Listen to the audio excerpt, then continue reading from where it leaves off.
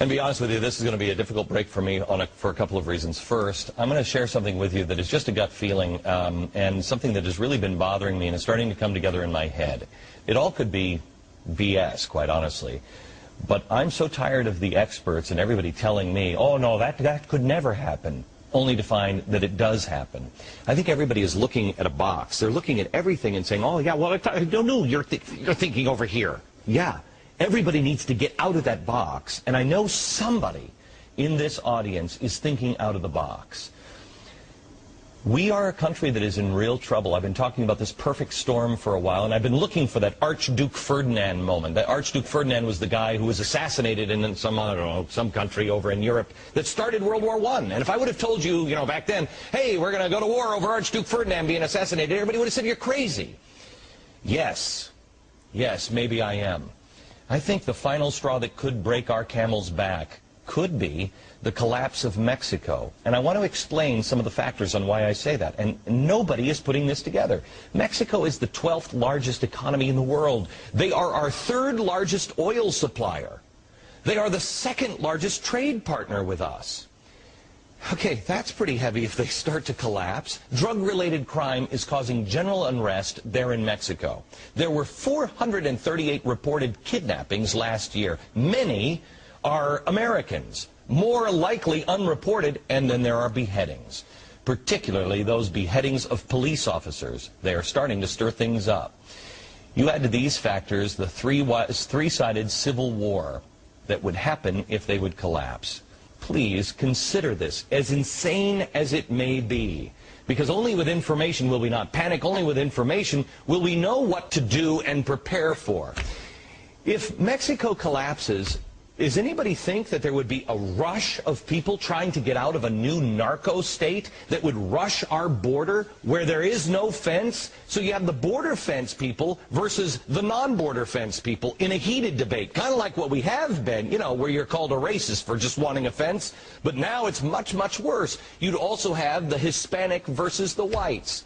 There are Americans that are blamed for buying drugs down in Mexico. And you know what, Mexico? You're right. Part of this is our fault. We're buying drugs, and you're living in the godforsaken conditions that those drug lords are creating because we can't stop doing coke. We're not stopping the flow of guns into their country. That's what they're saying. And the Mexican versus the American front, the refugees that would flow into the country that might have the mindset that this is American land. Have you heard that before? I'm sorry, Mexican land. Have you heard that before, that they're going to reclaim California? They're going to reclaim Texas? That is just the seeds of discontent. If things would shake apart, are we the people that really can fight that? Are we the people that can be peaceful? Are we the Americans that can stand arm in arm and welcome people onto our boat, but not panic or allow panic to spread to sink our lifeboat? There are too many things going on in Mexico that nobody is paying attention to, and we're going to, because I just have this gut feeling that this could be the final lightning bolt in the perfect storm.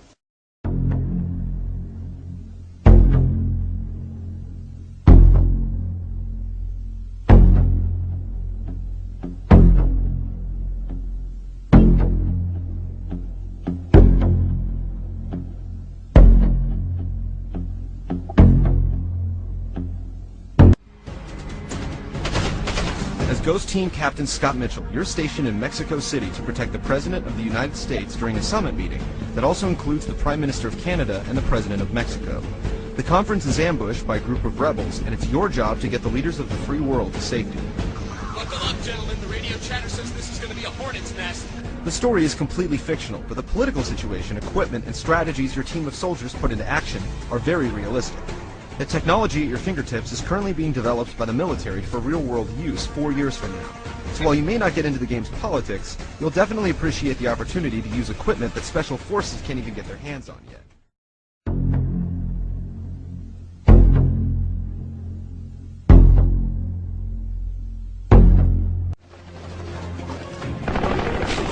Cover! Keep the cover! If you've ever played a game based on Tom Clancy's writings, then you know what to expect here. In the first Advanced Warfighter, you were stamping out a coup in Mexico, and in Part 2, you're cleaning up the mess. The revolutionaries have decided to invade El Paso, and through manipulative media coverage, are trying to convince the Mexican masses that it's the right thing to do. Meanwhile, Mexican rebels now claim that U.S. forces are on the ground in Juarez. You play as Captain Scott Mitchell, Back on me! the same guy you took into battle in the first Advanced Warfighter. The story is primarily told on the fly using the heads-up display. News reports and briefings are zapped in regularly, in addition to a smattering of real-time cinemas that typically take place in whatever vehicle is dropping you off at your next mission. It's up to you to stomp out the revolution and finally return Mexico to a peaceful state. Yeah, that's what I'm talking about, Captain. There aren't a lot of plot twists to speak of, and considering Mexico hasn't exchanged hostile fire with the U.S. in over a century, it's more than a little far-fetched. But it provides an adequate backdrop for all the tactical action you can handle, and then some.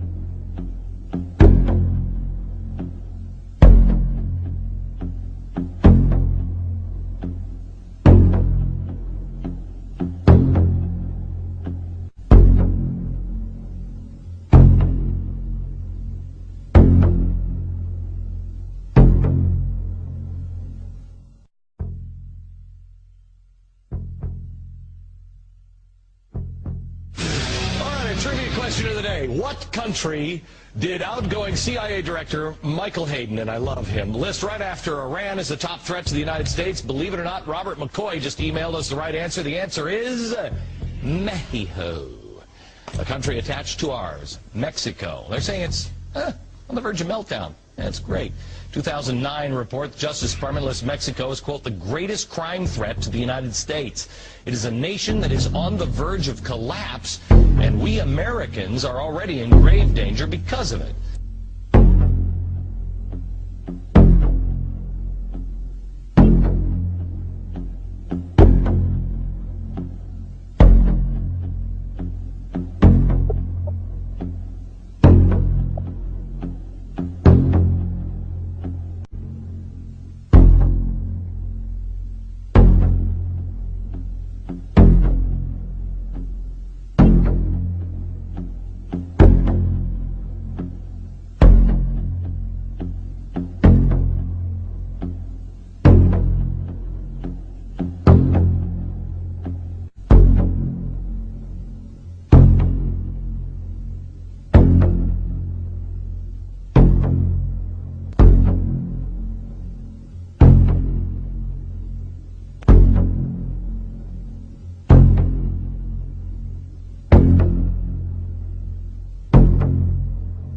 This is setting us up for real trouble. And the border, I have a feeling, is going to be one of the flashpoints. Michael Scheuer, he is the author of Marching Towards Hell.